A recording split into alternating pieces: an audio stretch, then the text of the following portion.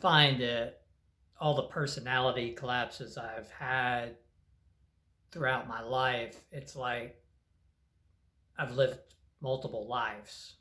I do believe in past lives, but I mean, just in this lifetime, it feels like I look back on things from years ago and I'm sometimes just, I'll see an old picture or something, say from like 1995 or something, or see myself as a child in a picture from 1985, and I think, who is that kid? Or I think in the 90s, who is that guy? It seems like, it almost seems like it didn't happen because of all the collapses over the years I had, and where I'm at today, and now in therapy, dealing with so much and dealing with depression and dealing, knowing I've been bipolar, probably still am, maybe borderline or BPD, it's possible. But I look back on those times, and if it wasn't for seeing the pictures or seeing things that I actually still own from that era, seeing actual things I could hold in my hand or look at, I might would fool myself into thinking that that didn't exist at that time, didn't exist. And it really is like looking at a different person, because I would be these different personalities for different people, which I've talked about before, trying to impress other people, trying to impress partners, trying to make other people happy, just trying to fit in with anyone on anything.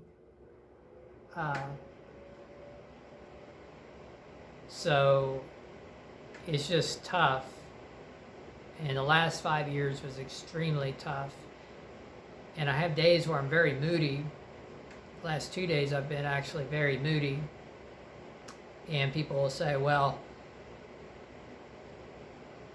maybe we get this heater to turn off. I always do that. Make sure that thing is not off before I get on here. But people say, why don't you take meds? Well, I took them in the past, and only one time temporarily did one help. And I don't like the way they alter you. And the reason is, what happened to me was one medicine made me violent, and another one made me very chaotic and not care about life at all. So they made things worse. Now I did take one time some years ago, probably 15 years ago, I don't know, maybe somewhere around there, where it was a pretty bad breakup at the time, and for a couple of months that helped me just get past that period. And me and my therapist have talked about it, but she's even commented that she can see I've made progress without it. I've made quite a bit of progress without it, but I do get moody, and I think it just comes with having these issues. And you're not going to be solved of them overnight, especially when you're 49 and you've been through these things your whole life. So of course I have my coffee, and yeah, I have the Santa cup again. Ho ho ho. Even though it's in the new year. But yeah, it's funny. I've been real moody, but I managed to clean a lot the last day. I've been off work. I managed to groom a lot more. I've been in the mood for makeup, so I've been practicing with what little I have. I really don't have that much, so I'm taking cheap stuff I've got. And I haven't wore a lot in a while.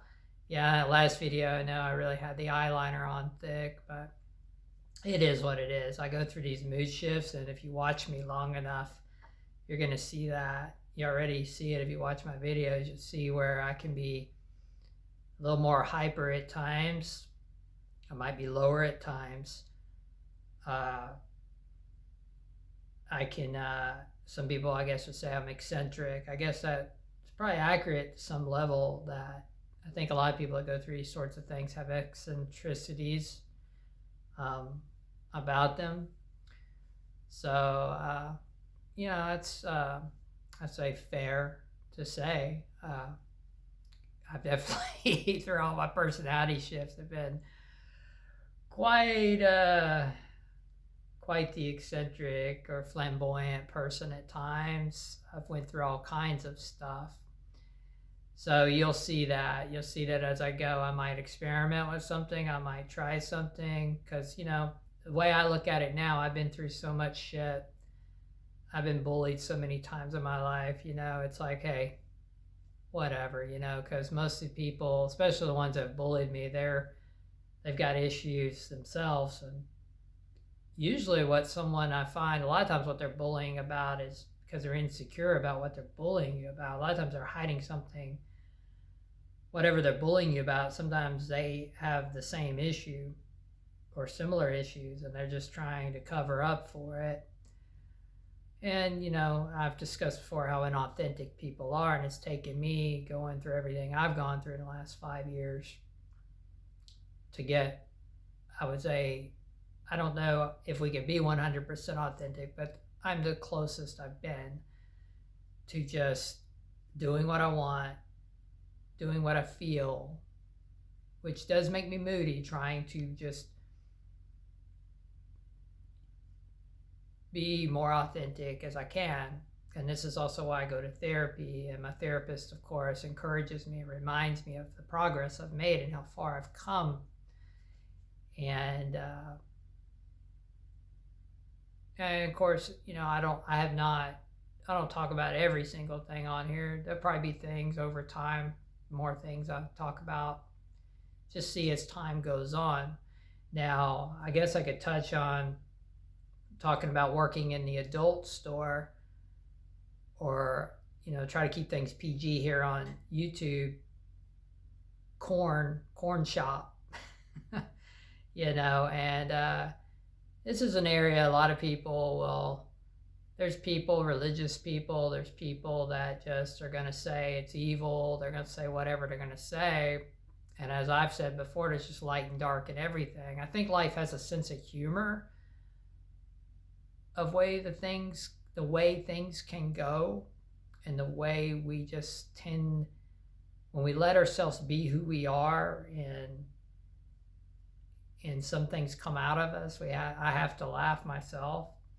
But to end up working there, I've discussed this a little bit before, but I had to find a place I could that I could handle, because I could not deal. This is the other thing, burned out from workplaces, just burned out from the grind of how people are in places, to where how mistreated you are. I'm sure it goes on around the world in different countries. I can only speak for here in the United States, but corporations they can be awful here. They're not really regulated as far as let's just talk about the basics as far as healthcare or vacation time, sick pay, all these things. They just have to decide if they want to give it to you. And if they don't want to give it to you, they just don't give it to you. If you do get healthcare, you're paying partially for it.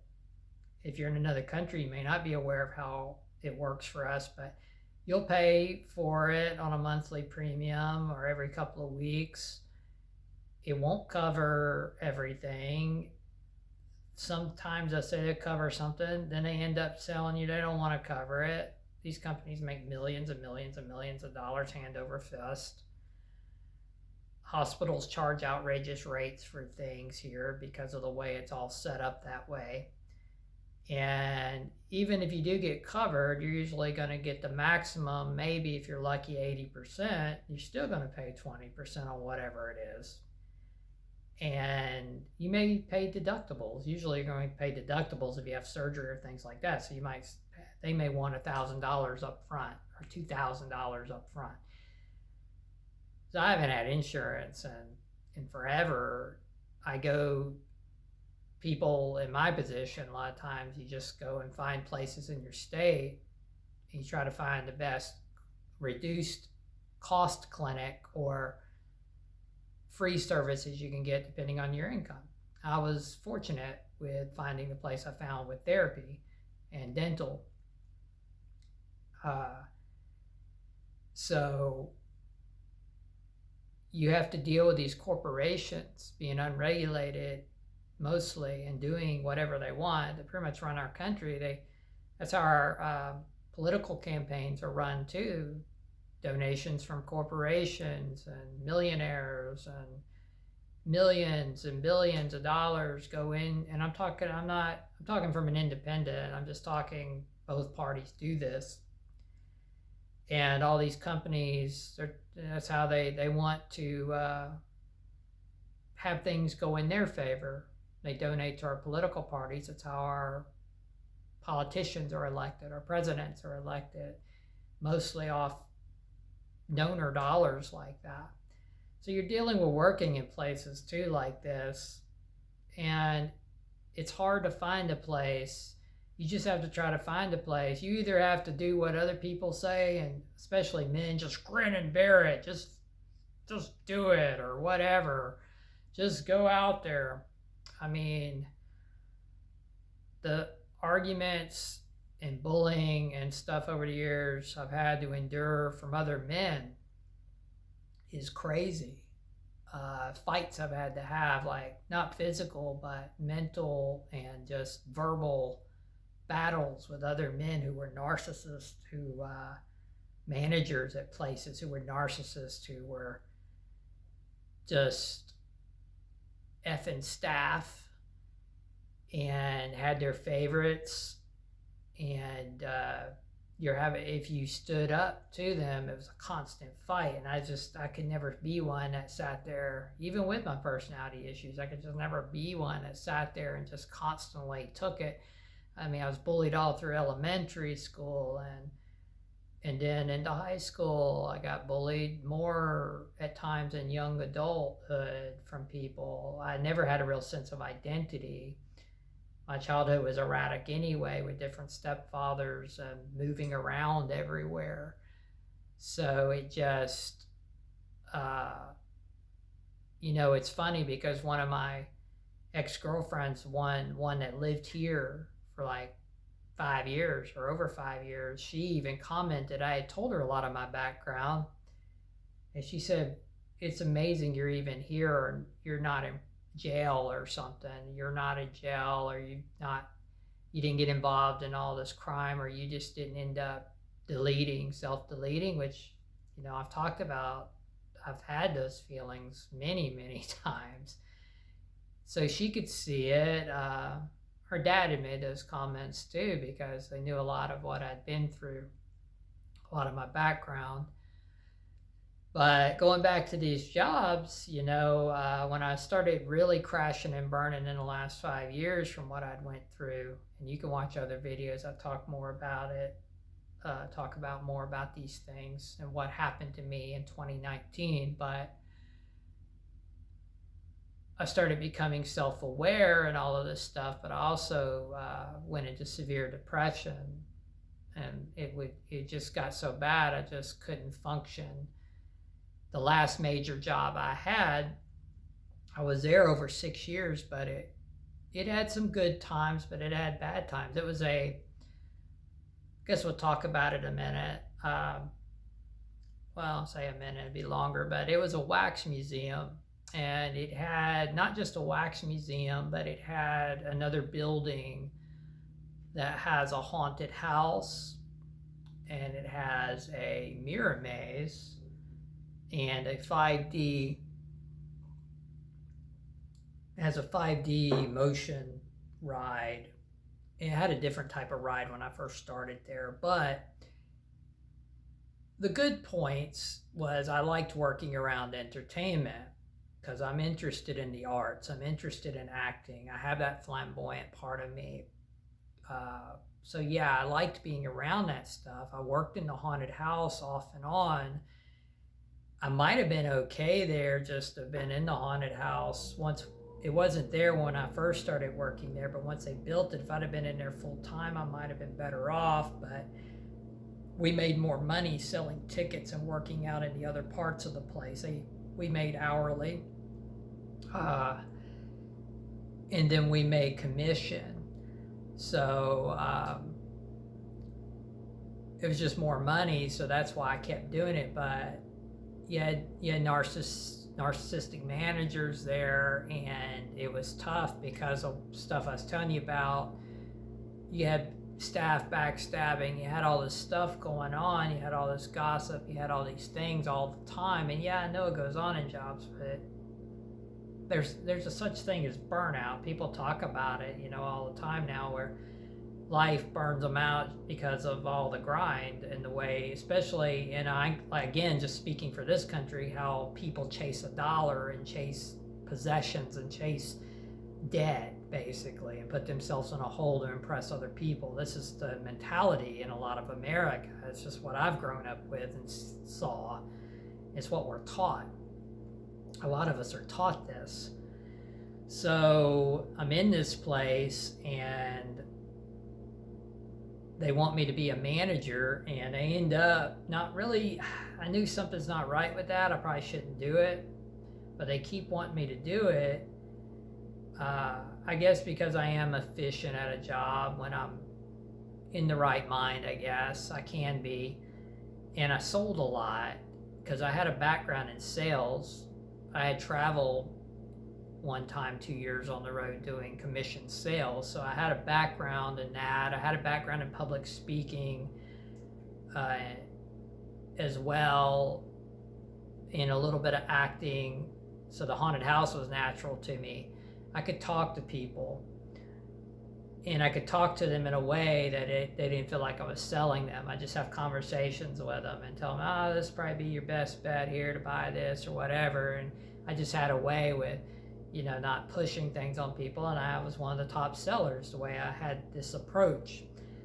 So I decided, okay, I'm going to be a manager. And of course, my instinct was right. I shouldn't have done it, because then when I started trying to enforce the rules they supposedly had for people that were doing things they didn't want them to do, the GM that could be very narcissistic, he immediately became very rude with me, because most of these people were his cronies, or they were people, if he liked them in a certain way, he didn't want nothing to be done to them. He just wanted them to run amok. And I'm thinking, I would say to him, well, what's the use of you having managers under you? What's the purpose of that? And we got into it. It just escalated and escalated. And he tried a tactic on me. I'm sure he had done to other people to push them out when they challenged him. He just, in front of the assistant manager in his office. Now, this was the worst experience I ever had. Well, there's one similar to it I also had when I worked at the Titanic Museum.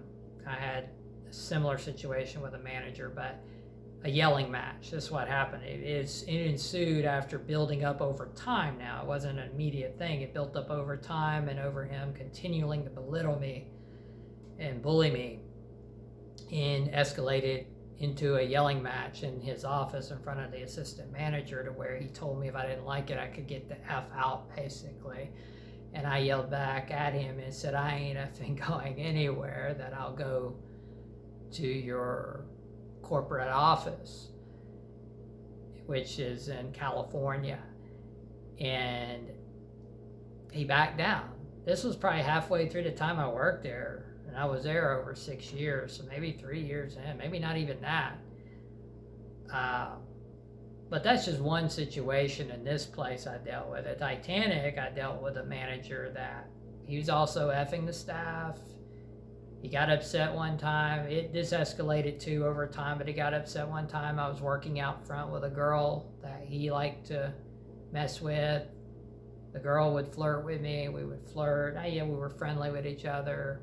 I mean, we did actually have a fling at one point, but she wasn't attached. And he got upset, though. He'd see this. He comes out there. He's married, got kids, but he's mad that we're flirting. So he comes out there and gets her and just leaves me alone out front to deal with the customers when there's supposed to be two of us.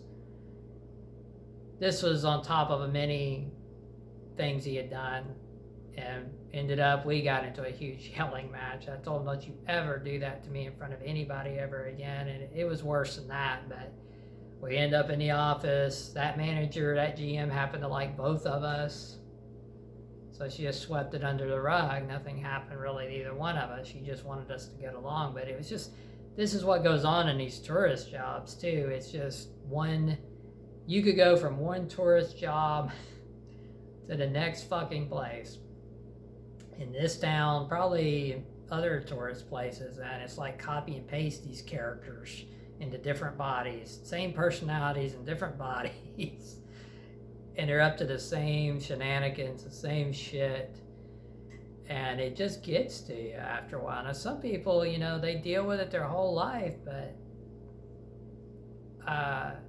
I can only speak from how I've seen how other men talk about it, and it's always, like I said, it's, oh, just suck it up, and these are the same men, you don't cry, the same ones that'll try to bully you if you do anything remotely unmanly, you know, and I'm over it. I've been over it a long time. I'm sure you can tell, right? I mean, you know, you can look at me, you can also listen to me, and I've been over it, you know, and therapy helps me with that. And what I say is, you just need to be who you are. And but is life still hard? Yeah. So I mean, it's never going to become just a cakewalk. So anyway, you know, I try to live up to that hypermasculine role like these guys, but it's just mostly BS. It's just mostly BS. And I'm not downing all masculinity. You got guys that are real masculine, that are great guys, but there's so many out there. It's this hyper-masculine facade. The ones that bully, I have no respect for. Why would I? I mean, a lot of them put me through hell in life. And I ended up becoming a bully for a while because of it. I'll admit that. There was quite a while I became hyper-masculine, became a bully. I felt like it was self-defense and having to live that way. So I got to where I was going into that job after that breakup in 2019 and what happened there, and that's when I became self-aware, and my whole world started crashing when I started having all these things happen to me, and I would go to work unkempt. I wasn't really taking care of myself as much. I ended up in an affair I shouldn't have ended up in because I was just trying to self-soothe. And then we got the narcissistic manager left that place, but then another one came in that was much younger than him, and I was like, I can't do this shit anymore. I was gonna have to fight that guy every day, and he seemed like he was gonna be a lot worse. And he ended up, from what I hear from another friend that I knew, well, the only friend I had that worked there, so older woman that I talked to from time to time, he didn't last but a couple of years. He might have been stealing, I'm not sure. It's thought that he might have been, but anyway, I couldn't take it anymore. I put in a 2-week notice and I left, and then my life just continued to spiral. But I was out of work. I had a lot of savings. I was out of work for like a year and a half, and I could do that for that time pretty easily. But then I tried to go back to work, and I really tried to go back into my old ways, even though I was self-aware and I had understood. If you listen to some other videos, I talk about the weird paranormal stuff that happened to me, spiritual stuff that happened to me. A lot of crazy shit happened to me that brought me to this awareness that I'm at now with my life. And what happens, I really tried to go back into my old lifestyle at times. I tried to go back to the same types of jobs. I tried hotels, but up there in the same area. The hotels are just the same thing, same dramas, same types of personalities. I got sucked back into the hypermasculinity because, again, it was like a defense mechanism. just working around the people I'd be working around. And I was like, there's got to be something more. So then what happened, I thought this would be the solution. I ended up working at, and I think I've talked about this before, the last job I had before ending up in the adult store was at this place overnight, and it's in the tourist area too, but it's overnight, where I was going to work with one other guy, sometimes two other guys, and it's an indoor snow sledding place. And you're up on these slopes, filling them with the snow with these big hoses. And I thought, okay, and the appeal to it was it's overnight, working with one or two people. It's like from 10 to 7 in the morning, and you're not out there in the traffic. You're not out there with the tourists themselves. You're in this building alone doing this stuff. Well, not alone, with this guy or two doing this. And you can listen to your headphones. You can listen to music while you're doing it. You just have to pay attention to the levels on the ice and not fall down the damn thing. You could get hurt. There was some danger to it. But I thought, okay, this will be easier. And you got an hour break every 2 hours generally, as long as things wasn't just going totally haywire, which sometimes they did. And it sounds like, oh, it's great, okay, and the breaks were paid, okay, so you think, oh, this is awesome, you're getting this hour break every 2 hours, they pay for all your breaks, so you're not losing time on lunches. But what happens is, for one, you're totally exhausted, because it is pretty physical, holding these big heavy hoses all night, standing on these slopes that are angled, of course, for skiing, or they were tubing slopes for sliding down on tubes. And it's ice. You could slip down this ice at any time. So you got to pay attention, man. You're cold. You're freezing cold all night. And a lot of times these machines would break down and things would just break. And you're having to deal with these things breaking and leaking, and these machines breaking and leaking. These machines are huge. They're like the size of little submarines out the back of the building.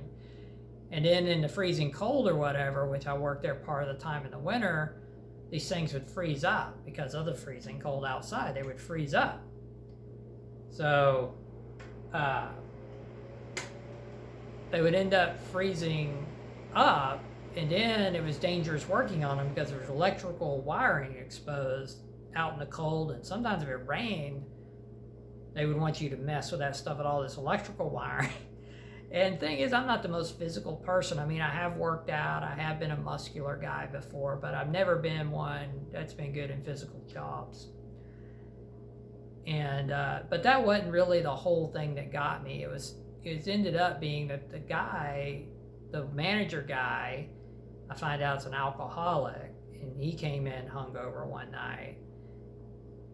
Had a smart ass mouth, and it was just could be hard to deal with him. And then the other guy I was working with, he also could have a smart ass mouth. And then they would say things to me. I was also, just still, even working there, going through all this stuff I've been going through the last 5 years. And it was just dealing with I got to see that even working with two guys in this place in the tourist town overnight, they seemed to be miserable. And there was always just a smart ass banter going around. I don't mind joking and stuff, but this wasn't joking. It was just him and his drinking, and then the other one always smarting off. The company wanting you to work on shit in the rain with electrical wiring and a lot of other safety hazards. And of course, there's no health care, there's none of that stuff. So just think of that too. Again, what we deal with in this country with that sort of thing. So I realized that wasn't even going to be a solution. So I ended up leaving there, and I went through a spiral like 2 years ago, 7 jobs, and it was just all the same types of bullshit. So now what happened was, back in November, I decided, it was just a thought I had, what if I work in an adult store. And yeah, I went through a religious phase, and I went through the new age stuff, and I went through hearing people talk about how they feel about that industry.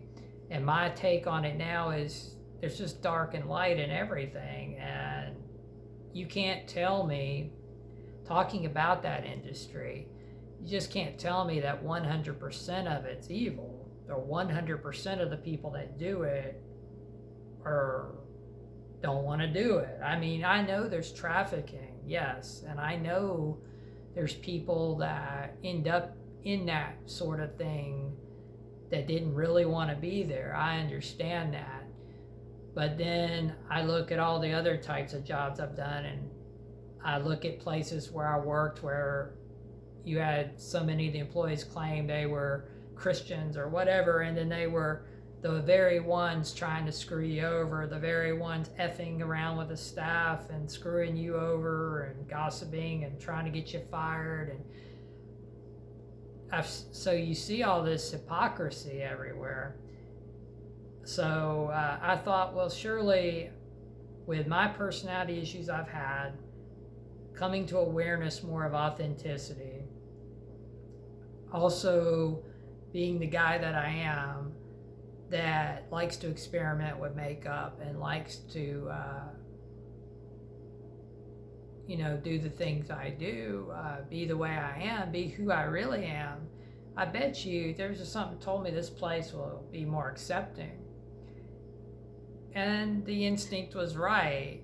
I end up getting in there, and my manager, he jokes around with me, treats me like a human being. He's never trying to do anything to harm me.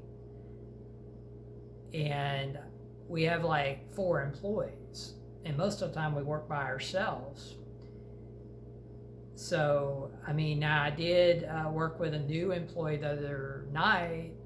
We have a trans male that started, and we had a good night. I got to know him a little bit, and it was fine. And I think I'm training with somebody else because we're opening a new store too. I think I'm gonna train with somebody else in the next few days. But what I found is that I'm being treated like a human being. I'm not making as much money because it's generally 4 days a week. Sometimes it's 3 days a week. Most of the time it's 4 days though. But I had to find something to try to dig me out of the hole I had been in, and to cope with the burnout from these workplaces on top of everything I've been through in my life. I couldn't do it anymore. I had to find a place where I could be able to handle it, and the people that come in, it's never packed in a place like that. It's different than any other retail you could imagine.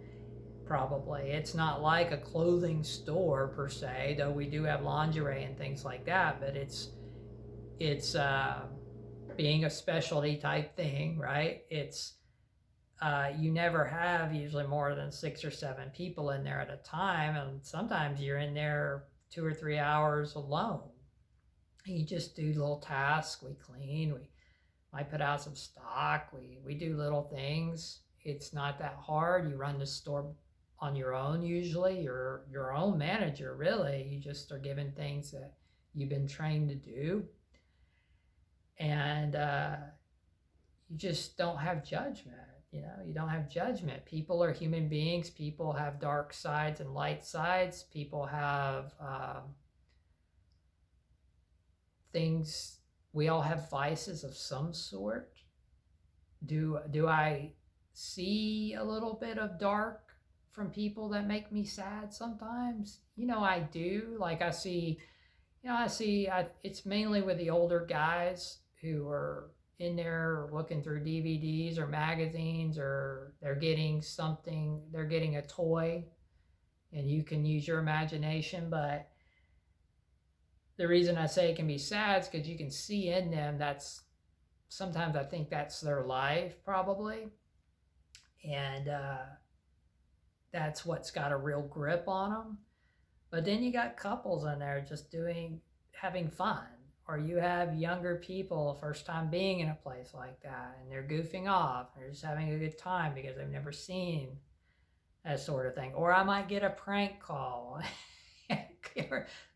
You'd think I would get mad, but I don't, because I prank called people when I was a teenager. So it's kind of like, oh, it's good to know that even in the day of all these cell phones, there's still prank calls. It's just kind of amusing to me. I don't get upset at that because I've been through so much worse crap than a kid wanting to prank call the corn shop.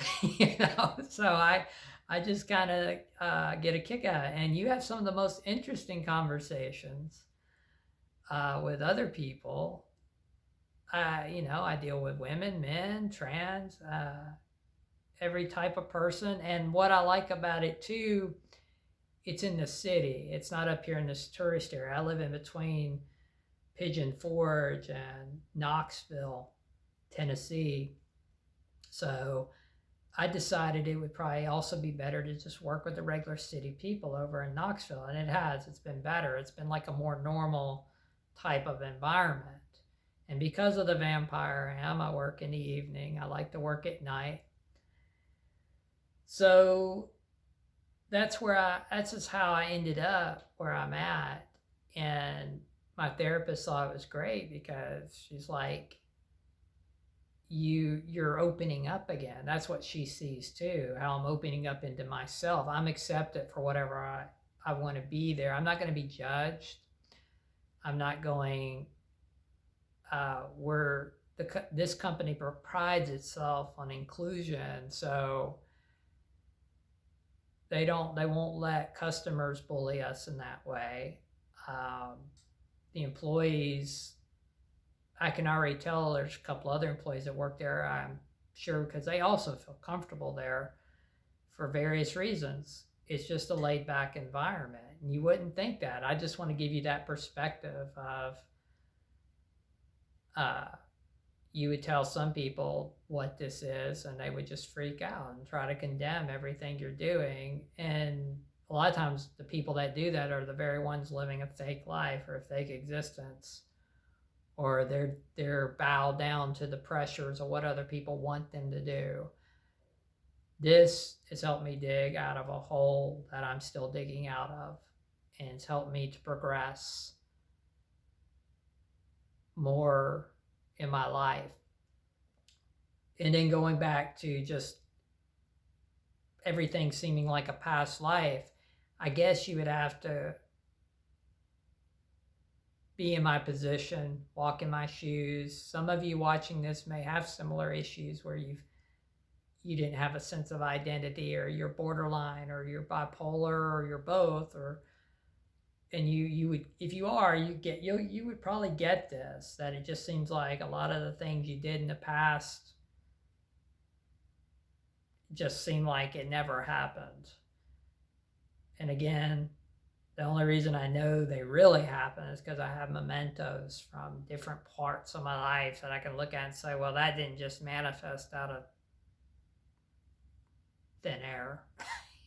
It's there for a reason. So anyway, I guess with that, I've rambled on for quite a while, and I suppose I will talk to you all later on. Bye.